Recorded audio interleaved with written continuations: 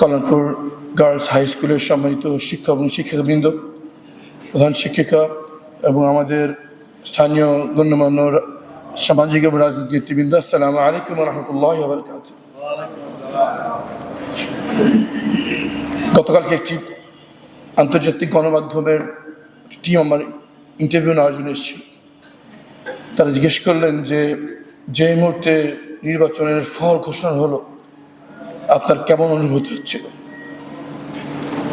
আমি যে উত্তরটা বলেছি সেটা হচ্ছে, আমার কাছে মনে হচ্ছিল যে আমার দম বন্ধ হয়ে আসছে।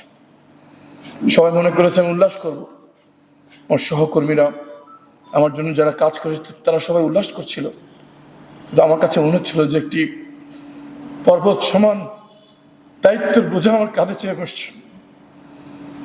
আমার সংসদে যাওয়া শুধু আমার একটি আসনের প্রতিনিধি নয়, আমি তাদের প্রতিনিধিত্ব করি যাদেরকে অন্ধকার একটি ঘরে নিয়ে যাওয়া হয়েছিল, তাদের আর বের হয়ে আসার সৌভাগ্য তাদের হয় নাই। আমি প্রতিনিধিত্ব করি এমন একটি সময় যখন কিছু মানুষের জীবন নেওয়া বৈধ ছিল, এমন একটি সময়ের প্রতিনিধিত্ব করি যেখানে বাক স্বাধীনতা ছিল সবচেয়ে বড় অপরাধ, এবং আমি এমন একটি ধারার প্রতিনিধিত্ব করি যেখানে মানুষের পরিবর্তনের তীব্র আকাঙ্ক্ষার প্রতিফলন এতটাই তীব্র আকার ধারণ করেছিল যে একজন মায়ের কাছে তার সন্তানের চেয়ে প্রিয় কিছু হয় না, সেই সন্তানদেরকে যারা গুলির সামনে দাঁড়িয়ে থাকার জন্য পাঠিয়ে দিয়েছিলেন। এতটাই তীব্র আকাঙ্ক্ষা ছিল মানুষের পরিবর্তনের জন্য। সেই পরিবর্তনের প্রতিনিধিত্ব আমি করছি। এত মানুষের আকাঙ্ক্ষা, এত মানুষের প্রতীক্ষা, আমার কাছে মনে হচ্ছিল যে আমার দম বন্ধ করে দিচ্ছে, আমার চোখ ঝাপসা হয়ে যাচ্ছিল। আমার আশঙ্কা হচ্ছিল আমি কি দায়িত্ব পালন করতে পারবো কিনা।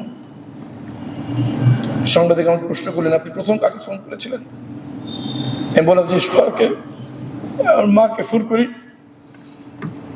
ফোন করে বলি যে আমার দম বন্ধ আসছে, আমার মনে হচ্ছে আমি এত বিরাট দায়িত্ব পালন করতে পারবো না। আমার মা একজন জ্ঞানী ব্যক্তি, উনি নিজে একজন শিক্ষিকা এবং উনি গবেষক। উনি কোরআন একটি আয়াত আমার সাথে তেলাওয়াত করেছেন, যে আয়াতটি পড়ে আমি আস্তে আস্তে স্বাভাবিক হয়েছি। সে আয়াতটি হচ্ছে, লা ইউকাল্লিফুল্লাহু নাফসান ইল্লা উসআহা। আল্লাহ কারো বহন ক্ষমতার বেশি বোঝা কারো উপর চাপান না। আল্লাহ যদি এই দায়িত্ব পালন করার জন্য বাছাই করে, এই দায়িত্ব বাস্তবায়নের বোঝা আমাকে তৌফিক আল্লাহ আমাকে দেবেন ইনশাআল্লাহ। সম্মানিত শিক্ষক শিক্ষিকাবৃন্দ,